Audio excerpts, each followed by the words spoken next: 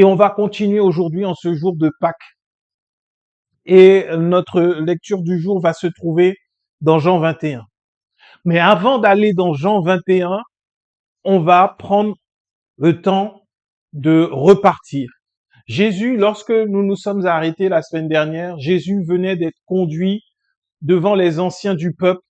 Et étant conduit devant les anciens du peuple, il l'accusait, il le frappait. Pierre était là caché dans la cour et, il était près d'un feu. Et on l'a accusé à plusieurs reprises d'être avec Jésus et il l'a renié. Et Jésus le lui avait annoncé. Et quand le coq a chanté, à ce moment-là, Pierre a pleuré amèrement.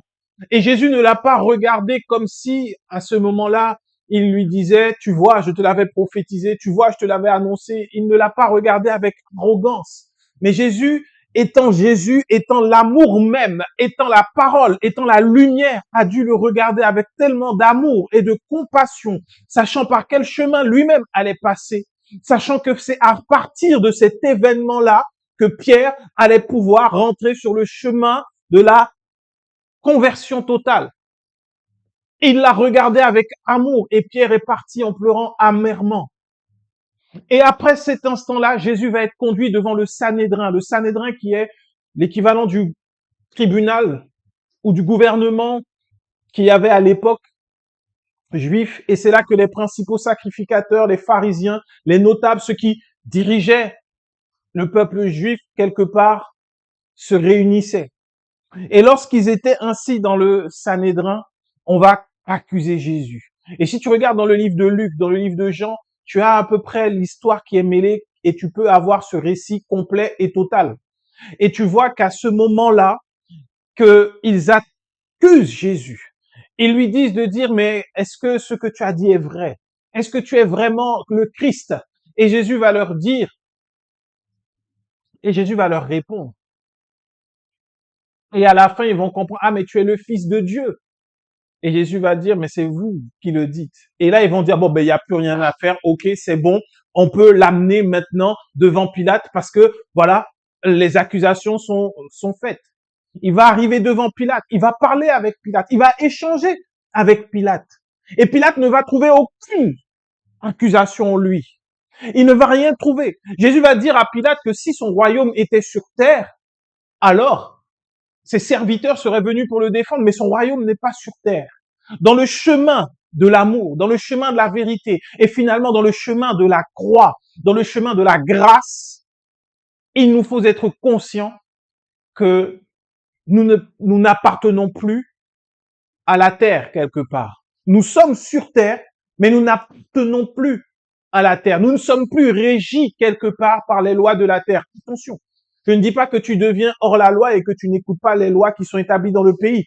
Parce qu'on a vite fait de faire le parallèle et de dire, ah ben voilà, c'est bien, on a trouvé quelqu'un qui nous dit qu'on peut largement transgresser les lois. Si tu roules et tu décides de griller tous les feux rouges, tu seras arrêté et tu auras les conséquences. Et Jésus ne viendra pas pour dire, non, non, non, lui n'est plus soumis aux lois de la terre. C'est pas ce que ça veut dire. Ça veut dire que la condamnation qui pèse sur la terre, parce qu'il est écrit qu'il y aura une nouvelle terre, de nouveaux cieux, qu'il y aura une bataille finale, que le diable sera jeté dans l'étang de feu. Mais cette terre-là, elle a été maudite depuis la chute d'Adam. Et il n'y a donc pas de salut, et il n'y a de salut en aucun autre si ce n'est Jésus. Et là, Jésus dit, voilà, mon royaume n'est pas sur terre. Et nous-mêmes également, lorsque nous croyons en Jésus et que nous sommes sur ce chemin de la vérité, de l'amour et de la grâce, nous ne dépendons plus de ce que la terre peut nous donner. Nous ne dépendons plus de ce que les gouvernements peuvent nous donner. Nous ne dépendons plus de ce que nos propres efforts peuvent nous donner, mais nous dépendons désormais du royaume des cieux, là où Jésus est. Jésus va le dire à Pilate, il va dire désormais le Fils de l'homme sera assis à la droite, glorifié à la droite de Dieu. Il le dit. Ce qui veut dire que nous ne sommes pas seuls. Et que la puissance qui nous accompagne n'est pas visible par les hommes, quel que soit leur rang.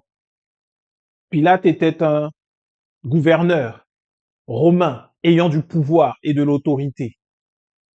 Mais face à une autorité et un pouvoir, Jésus est demeuré le plus grand. Et il n'a trouvé rien du tout qui pouvait condamner Jésus. Après, il va envoyer Jésus auprès d'Hérode parce qu'il va se dire, bon, ben, finalement, c'est une question que les Juifs doivent régler entre eux. Et Hérode était le nom qui était donné à celui qui avait autorité politique sur le peuple juif, parce que le Sanhédrin, c'était l'autorité spirituelle. Il va aller devant Hérode, et ce qui est intéressant, quand tu lis, que quand Pilate va envoyer Jésus devant Hérode, Hérode était excité et heureux à l'idée de recevoir Jésus. Pourquoi? Parce qu'il voulait voir quelques miracles, parce qu'il avait entendu parler de Jésus. Donc Hérode ne se disait pas, il y a un condamné à mort, il y a un paria, il y a un malfaiteur qui va venir. Jésus va arriver chez Hérode et il ne va pas lâcher un mot. Et Hérode va finir par se moquer de lui et toute sa cour. Et ils vont renvoyer Jésus à Pilate parce qu'ils ne vont rien trouver. Mais là, il y avait une parole qui devait s'accomplir. Les Juifs ne pouvaient pas mettre à mort Jésus parce que c'était la Pâque. Ils ne pouvaient pas le faire, ils ne pouvaient pas se souiller. Et donc, ils vont demander à ce moment-là que ce soit Barabbas qui soit libéré plutôt que Jésus. Parce qu'ils voulaient à tout prix que Jésus soit condamné. Et quand Jésus va être condamné, avant qu'il ne prenne la croix et qu'il aille à Golgotha, il va recevoir 39 moins 1. 40 coups. Le fouet va lacérer son dos. Et à ce moment-là, la prophétie d'Ésaïe va se manifester et s'accomplir. Cette prophétie que l'on a dans le livre d'Ésaïe, qui nous dit, 51, qui nous dit que par ses meurtrissures, nous sommes guéris. C'est dans l'innocence de sa personne. C'est par ce sang innocent versé que nous sommes guéris. Sur le chemin de la grâce, il y a ce sacrifice de Jésus. Pour que nous soyons en paix aujourd'hui, il y a le sacrifice de Jésus. Il nous faut réaliser que à chaque coup que Jésus prenait, à chaque fois qu'il était lacéré dans le dos, il tenait bon. Pourquoi il tenait bon? Pourquoi il restait? Parce qu'il pensait à toi, il pensait à moi. Il pensait à chacun d'entre nous. Parce qu'il se disait, demain, il y a le cancer qui va arriver. Il faut que ce cancer-là soit vaincu et qu'ils aient la solution et qu'il n'ait plus à se battre. Demain, le diabète va arriver. Il faut que ce diabète soit vaincu. Le cholestérol, les maladies auto-immunes, quelle que soit la maladie, Jésus restait à chaque coup et il disait non, je tiens bon parce que je vous aime. C'est la puissance de l'amour de Jésus-Christ. C'est la puissance de la grâce de Dieu. Parce que ce que Jésus prenait dans son corps, c'était ce qui était infligé aux coupables. C'était ce qui était infligé aux condamnés à mort. C'était ce qui était infligé aux malfaiteurs, aux voyous. Et lui ne l'était en aucun cas, en aucun point. Et il est resté là sans rien dire. Comme une brebis qu'on mène à l'abattoir. Et il a pris les coups. Il les a pris. Et au-dedans de lui, il devait se dire, waouh, les maladies n'auront plus de victoire sur ceux qui croient en moi. Les douleurs ne pourront plus persister et rester. Et c'est pour ça qu'il tenait. Et une fois qu'il aura été ainsi battu, frappé, avec le dos lacéré, on va lui dire de prendre la croix. Souviens-toi, Jésus disait que celui qui croit en moi prenne sa croix et me suive. Il savait qu'il devait passer par la croix, qu'il n'allait pas être lapidé, qu'il n'allait pas être brûlé, qu'il n'allait pas être décapité, mais que ce serait par la croix. La croix qui est le trait d'union entre la terre et le ciel. Et sur ce chemin, il va avancer jusqu'à arriver au crâne. Et pendant des heures, Jésus sera sur une croix à souffrir humiliation, honte, injure, insulte. Et ce qui est magnifique quand on lit le récit, c'est que sur les deux brigands qui étaient avec lui, il y en a un qui l'insulte et un qui reconnaît qu'il est Seigneur.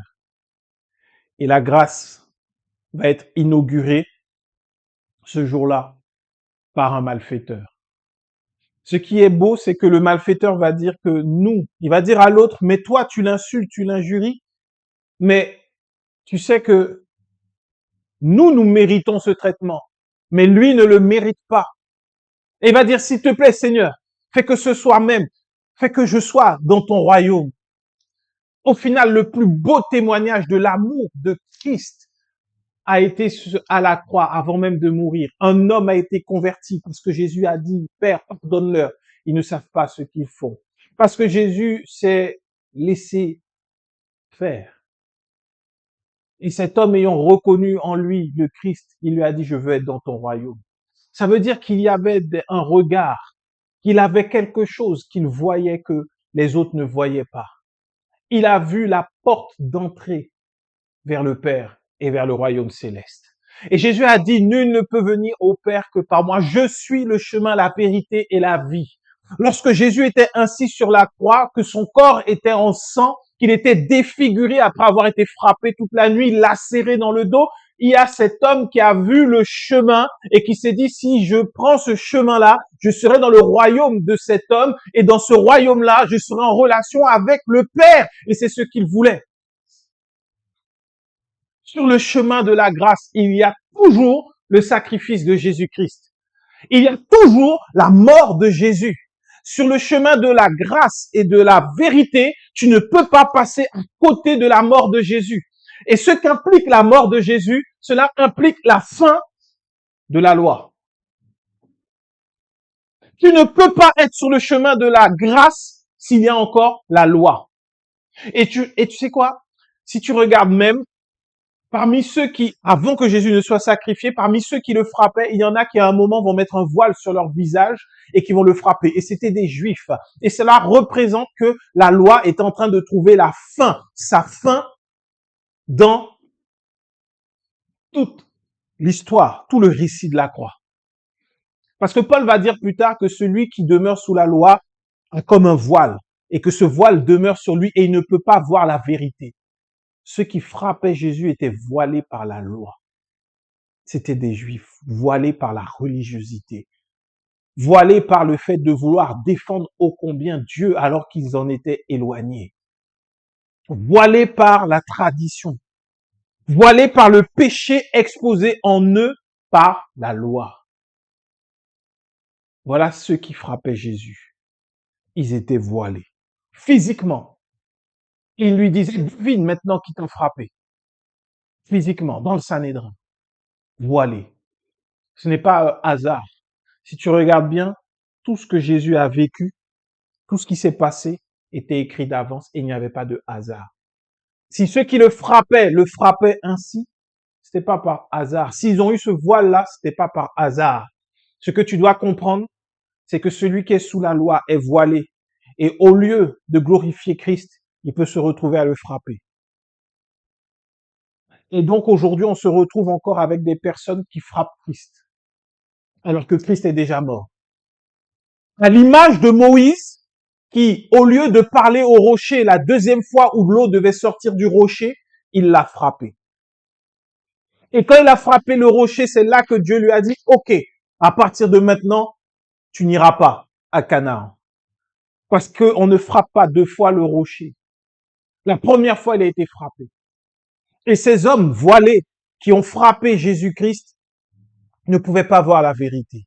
Il est impossible aujourd'hui pour celui qui a encore la loi de pouvoir annoncer la vérité et de pouvoir parler de l'amour. Il se retrouvera à frapper celui qui est en Christ. C'est pour cela qu'aujourd'hui, beaucoup d'églises, beaucoup de pasteurs, pas d'églises, beaucoup de pasteurs se retrouvent à frapper et à abuser ceux qui sont en Christ. Pourquoi? Parce qu'ils sont voilés par la loi.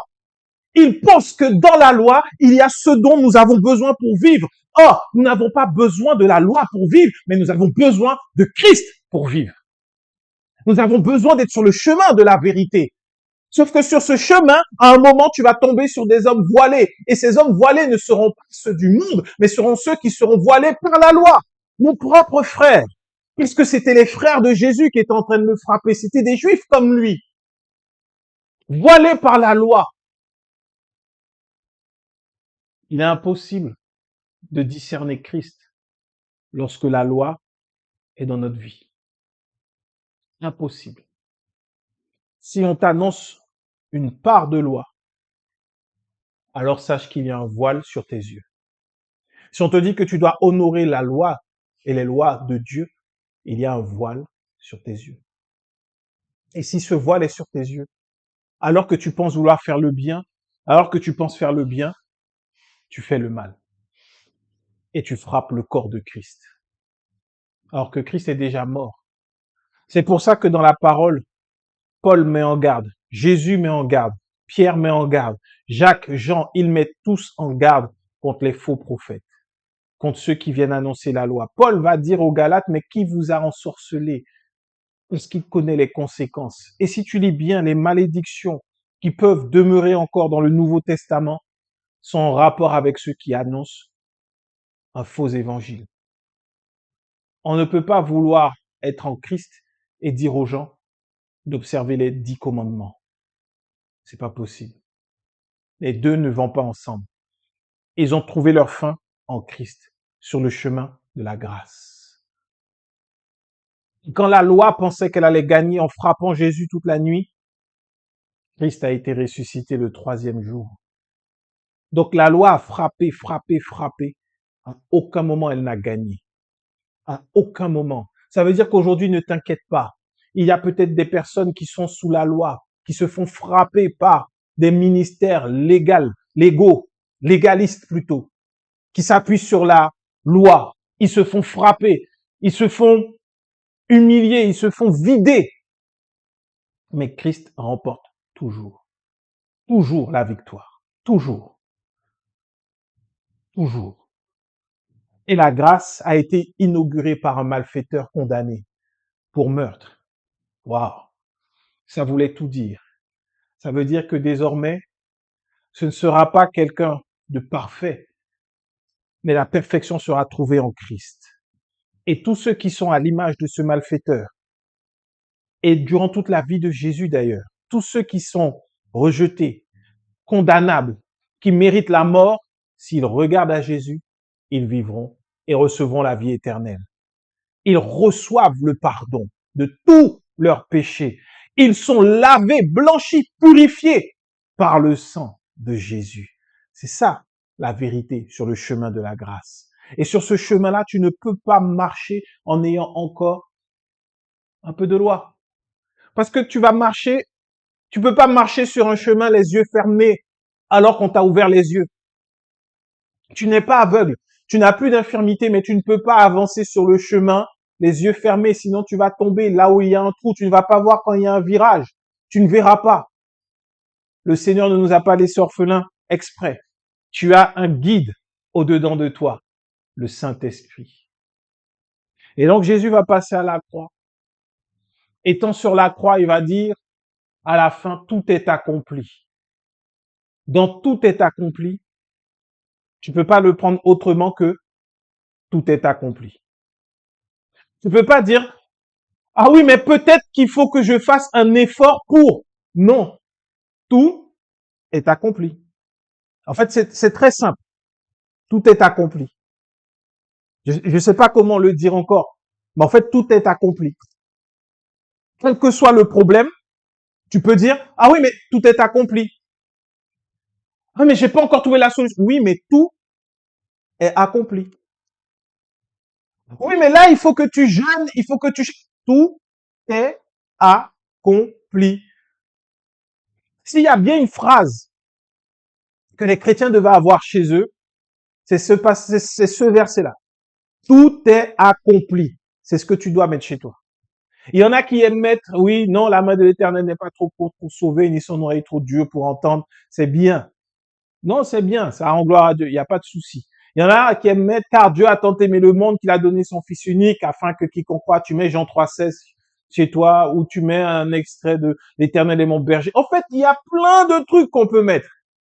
J'ai rarement vu dans une maison d'un de mes frères ou d'une sœur ou autre chrétien, tout est accompli. Et pourtant, s'il y a bien quelque chose qui devrait être la base de notre foi, c'est tout est accompli. Avec ça, si tous les matins, imagine tous les matins, tu mets au-dessus de ta porte, ou tu mets, je sais pas, là où tes yeux tombent tous les jours, aux toilettes, mais aux toilettes, ou dans la salle de bain, dans la cuisine, je sais pas, mais tout est accompli. Et dis-moi, qu'est-ce que tu ne pourras pas voir dans ta vie? Quand tu vois quelqu'un vient te mettre des impossibilités, des trucs compliqués, il faut lui demander, mais quand Jésus a dit tout est accompli, Qu'est-ce qui n'était pas dans le tout?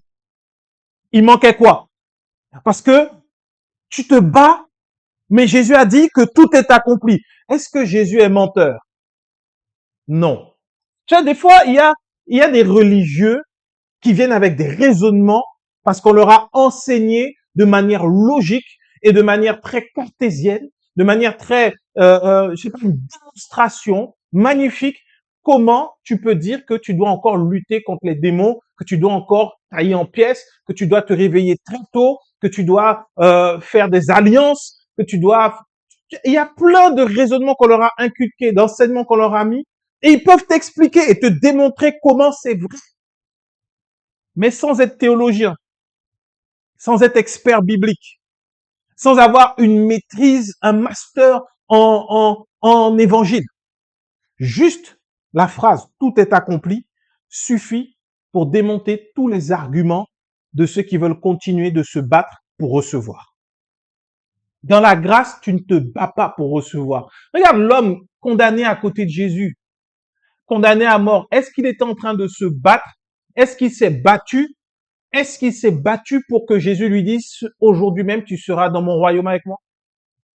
Il était crucifié sur une croix. Il pouvait pas dire à Jésus « bon, je vais aller évangéliser pour toi parce que moi, je crois en toi ».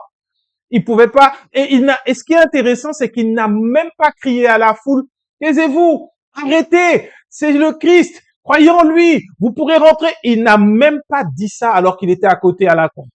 C'est l'autre qui se moquait, il lui a parlé. Mais à aucun moment la Bible dit qu'il a commencé à annoncer, à prêcher Jésus pour que la foule qui était là en train d'assister à la crucifixion puisse être sauvée. Il n'a pas fait ça. Il n'a pas fait ça. Il a parlé pour lui-même. Ton salut est personnel. N'oublie pas. Parenthèse, ton salut est personnel. Ne reste pas dans une église si tu perds ton salut. Si on te remet la loi. Juste parenthèse, je referme. Donc, il n'était pas en train de crier, de dire, oui, il faut se... Non, il n'était pas en train de faire ça. Aucun effort. Il n'a fait aucun effort. Est-ce que tu penses qu'au moment de la résurrection, à lui là, Dieu va lui demander, pourquoi tu n'as pas prêché une fois que je t'ai dit que tu rentreras dans mon royaume? Pourquoi tu n'as pas sauvé des âmes? Pourquoi tu n'as pas fait ceci ou cela? Non. Donc aujourd'hui, quand on va te dire, ouais, mais tu vois, sur ta vie là, il y a un esprit de mort. Il faut que tu jeûnes, il faut que tu fasses des veilles et tout ça là. Tu peux dire, écoute, c'est vrai, ce que tu dis c'est bien, mais tout est accompli. Et si quelqu'un vient te dire, oui, mais, tu vois, à partir de mais, c'est Satan qui parle. Et comme Jésus a dit à Pierre, arrière de moi, Satan. C'est tout. N'aie pas peur de dire ça à quelqu'un. C'est pas une insulte. C'est pas une insulte. C'est garder la foi. C'est ce que Jésus a fait. Oui, mais. Non, il n'y a pas de mais, mon ami. Laisse le diable en dehors de cette histoire. Tout est accompli. Tu as des besoins financiers, tout est accompli. Tu as des besoins en santé, tout est accompli. Tu as des besoins dans ta famille, tout est accompli. Et maintenant, il faut juste rester sur le chemin de la grâce. Il faut rester sur le chemin de la grâce de Dieu. Parce que sur ce chemin-là, quand tu vois Jésus y est allé et qu'il nous a dit qu'il faut le suivre, ça veut dire que durant ta vie sur terre, tu seras combattu par la loi. Durant la vie sur terre, il y aura des défis, mais sache que tout est accompli et que ton royaume n'est pas de ce monde. Et qu'avec toi, il y a tout le royaume des cieux et que Christ est au-dessus de tout. Et Jésus va montrer l'exemple de ce que tu fais quand tu es sur le chemin de la grâce. Jean chapitre 21.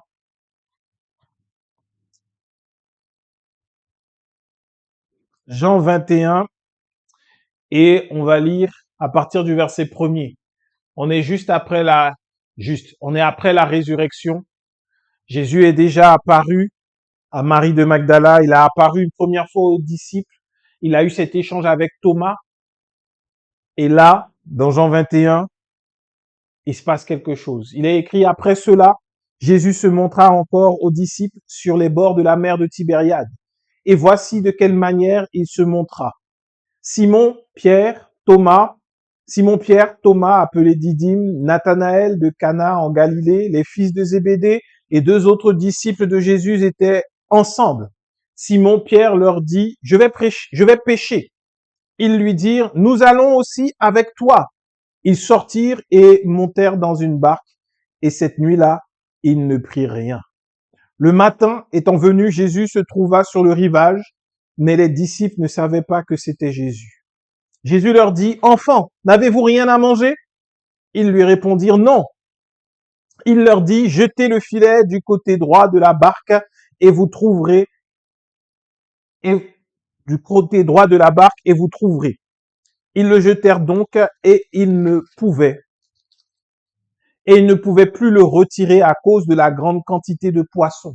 Alors le disciple que Jésus aimait dit à Pierre, c'est le Seigneur.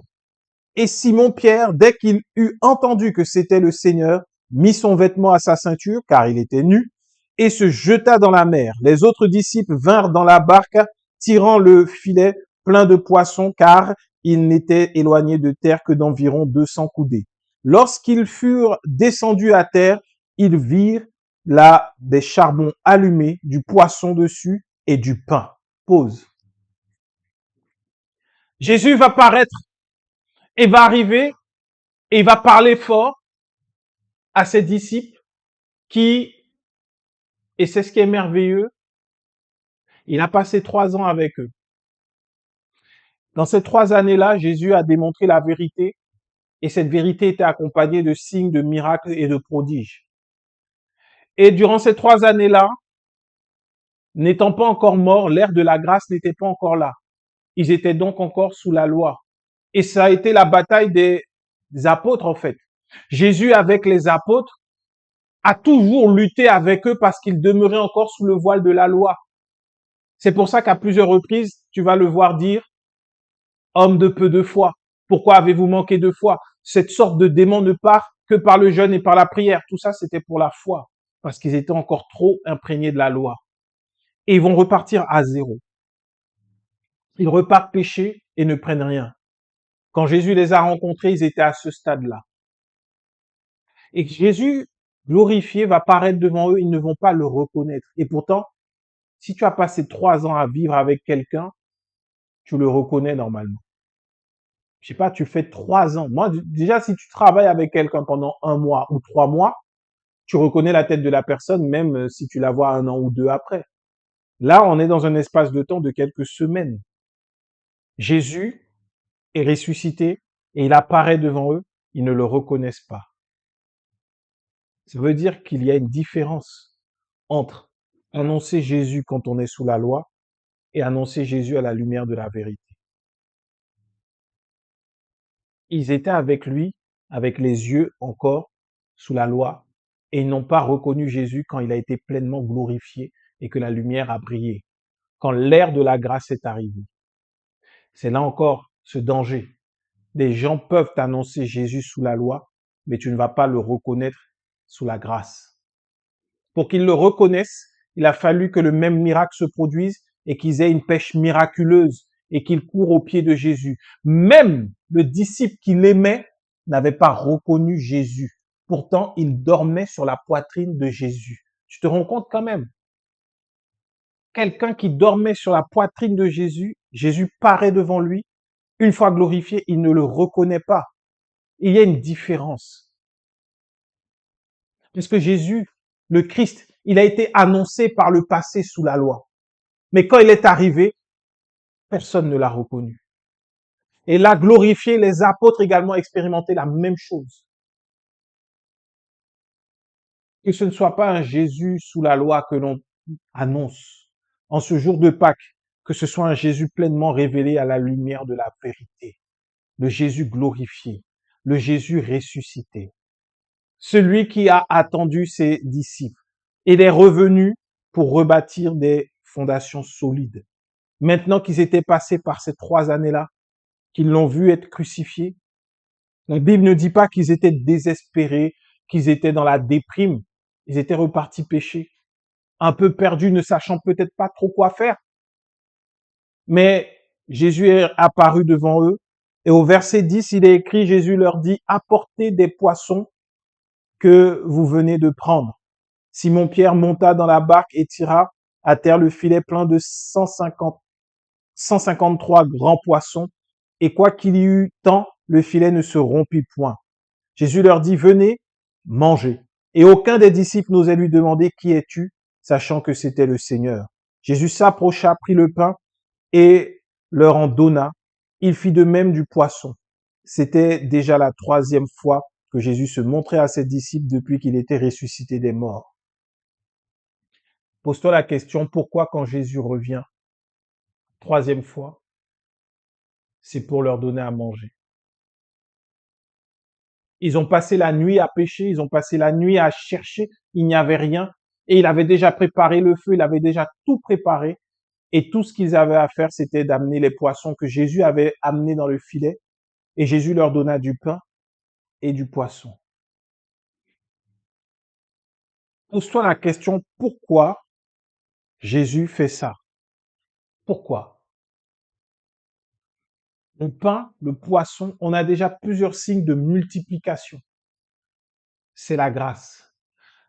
Quand il y avait une foule qui devait manger, on apportait à Jésus des pains et des poissons, et après il en restait des paniers entiers de pain. Et la foule avait mangé, s'était rassasiée. Là, Jésus vient, il multiplie ce qu'il y avait dans leur filet. Il tire les filets, il n'avait rien, il a multiplié 153 gros poissons. Et Jésus va faire à manger pour eux. Ça veut dire que désormais, sous la grâce, ton assurance, c'est Jésus. Ta subsistance, c'est Jésus. La multiplication, c'est Jésus. Tout ce que tu as à faire, c'est écouter sa parole. C'est la seule chose que les apôtres ont eu à faire. Il leur a dit, jetez vos filets, ils ont jeté, ils ont eu des poissons. Il leur a dit, donnez-moi les poissons, ils l'ont donné, et il a cuisiné, et ils ont mangé. À aucun moment, ils n'ont réellement fait d'effort. Le seul effort qu'ils avaient, c'était de garder la bénédiction. Il y avait tellement de poissons, mais la Bible dit que les filets n'ont pas rompu. Et il les a nourris. Quand tu es sur le chemin de la grâce, tu peux peut-être passer une nuit à chercher, ne rien avoir. C'est-à-dire qu'il peut y avoir une période dans ta vie où tu as l'impression qu'il n'y a aucune réponse, qu'il n'y a plus rien. Tu as l'impression que Jésus n'est plus là. Tu as l'impression d'être seul. Mais Jésus sait exactement à quel moment, à quel endroit, comment, quand apparaître pour multiplier tout dans ta vie. Et de nuit, sans rien, ils sont ressortis avec énormément de poissons. 153 gros poissons. Ils en ont mangé peut-être un. Le reste, ils ont pu vendre et faire vivre leur famille parce que c'était des pères de famille. Jésus prend soin de toi. Il ne te laissera pas. Il ne t'abandonne pas. Mais il était revenu pour un but bien précis à ce moment-là, après être passé à la croix. Il va parler avec Pierre. Au verset 15, il lui dit, après qu'ils eurent mangé, Jésus dit à Simon-Pierre, Simon, fils de Jonas, m'aimes-tu plus que ne m'aime ceci? Il lui répondit, oui, Seigneur, tu sais que je t'aime. Jésus lui dit, paie mes agneaux. Il lui dit une seconde fois, Simon, fils de Jonas, m'aimes-tu? Pierre lui répondit, oui, Seigneur, tu sais que je t'aime. Jésus lui dit, paie mes brebis. Il lui dit là, pour la 3e fois, Simon, fils de Jonas, m'aimes-tu? Pierre fut attristé de ce qu'il lui avait dit pour la 3e fois, m'aimes-tu? Et il lui répondit, Seigneur, tu sais toutes choses, tu sais que je t'aime. Jésus lui dit, paie mes brebis. En vérité, je te le dis, quand tu étais jeune, tu te saignais toi-même, tu allais où tu voulais, mais quand tu seras vieux, tu étendras tes mains et un autre te ceindra et te mènera où tu ne voudras pas. Il dit cela pour indiquer par quelle mort Pierre glorifierait Dieu, et ayant ainsi parlé, il lui dit, suis-moi. On va s'arrêter là sur ça. Il va venir rétablir et restaurer Pierre, parce que Pierre avait une grande responsabilité à porter, paître les brebis, donner à manger aux agneaux de Dieu. Voilà pourquoi il est passé par la croix, il est revenu vers eux. Il faut que désormais, celui qui est sauvé et qui a rencontré Christ et qui marche sur le chemin de la vérité puisse, tout comme Jésus, nourrir les brebis, être les agneaux. Dans la version du semeur, il est écrit, prends soin de mes brebis. Tu veux savoir où le chemin de la grâce et de la vérité est suivi. Il faut que ce soit un endroit où on prend soin de toi, où tu manges à ta faim spirituelle et ta faim naturelle. Jésus-Christ s'est occupé de la faim de chacun d'eux. Pierre, au-dedans de lui, avait faim de restauration. C'est pour ça que, de même qu'il a renié Jésus 3 fois, de même il a confirmé 3 fois qu'il l'aime. De même qu'il est parti amèrement en pleurant, de même il est reparti restauré, relevé, régénéré.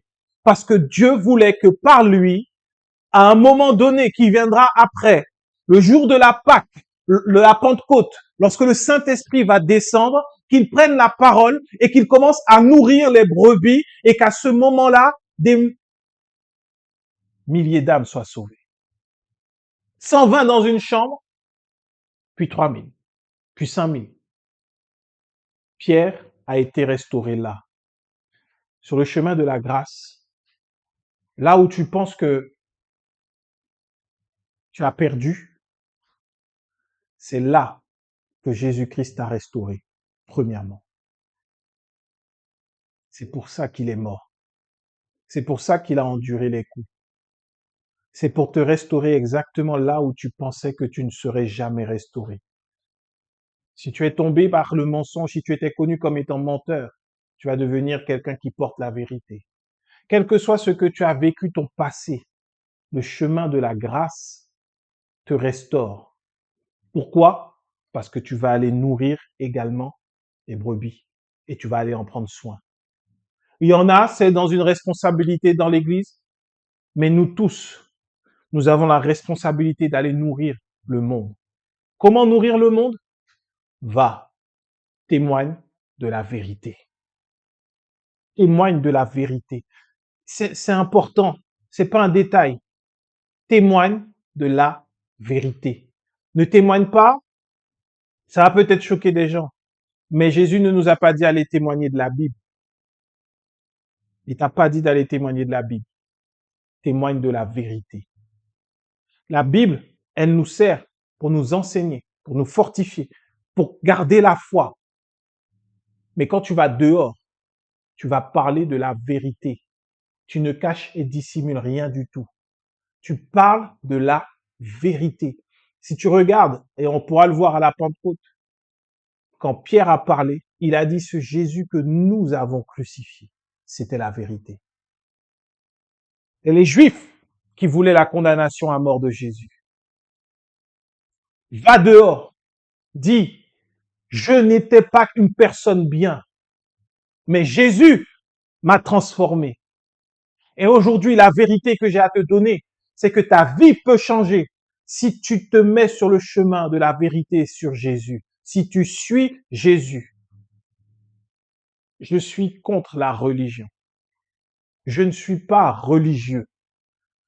Je ne suis pas protestant. Je suis Jésus. Je le suis sur le chemin de la vérité et la vie. Ne te laisse pas enfermer dans la religion. Quand tu regardes là, à aucun moment Jésus a laissé une religion. À aucun moment il a dit, je vous laisse comme chrétien. Je vous laisse comme catholique. Je vous laisse comme protestant. Je vous laisse comme charismatique, comme évangélique. Je vous laisse. Non. Il a parlé à toi, à moi. Tu n'es pas religieux. Tu es enfant de Dieu. C'est là la vérité. Appuyons-nous sur la vérité. Parlons de la vérité. Aujourd'hui, beaucoup vont manger des chocolats parce qu'avec le temps, Pâques est devenu la fête des chocolats. Nous, notre chocolat, notre récompense, c'est que Jésus-Christ est mort à la croix. Et de pécheurs, aujourd'hui, nous sommes devenus enfants de Dieu. Je suis pas devenu un chrétien. Je suis devenu un enfant de Dieu. Un fils de Dieu. Et ça, c'est une vérité qui est difficile à entendre pour ce monde. Tu es fils de Dieu. Toi, là, oui. imparfait. Toi qui parfois te mets en colère. Toi qui parfois as un caractère qu'on peut dire difficile. Tu crois en Jésus-Christ. Tu es devenu enfant de Dieu. Marche dans la vérité. La vérité, c'est que tout part de l'œuvre de la croix. À partir de l'œuvre de la croix, une fois que tu as compris l'œuvre de la croix et que tu l'as reçue, comme les apôtres, ils n'ont pas reconnu Jésus la première fois. Mais quand ils ont vu sa présence à l'œuvre, ils ont reconnu que c'est lui. Ça veut dire que tu n'as plus besoin et tu n'as pas besoin d'avoir Jésus physiquement. Mais sa parole, quand elle est agissante, tu sais que c'est lui et qu'il te nourrit. Dès qu'il agit, oui, c'est Jésus. Jésus est là. Et il est au milieu de nous. Marchons sur le chemin de la vérité. Aujourd'hui, soyons reconnaissants, célébrons, fêtons la résurrection de Jésus-Christ. C'est une fête importante pour nous. Célébrons qu'il est ressuscité et que par sa résurrection, désormais, nous sommes sous la grâce de Dieu. Ça, c'est un sujet de joie. Ça, c'est un sujet de joie. Célèbre-le autour de toi. Parce que Jésus est ressuscité aujourd'hui, c'est une bonne nouvelle. Il n'est pas ressuscité aujourd'hui, il y a plus de 2000 ans. La victoire de la grâce sur la loi. Tu es libre, libre en Jésus. Car, pour finir, tout est accompli. Amen.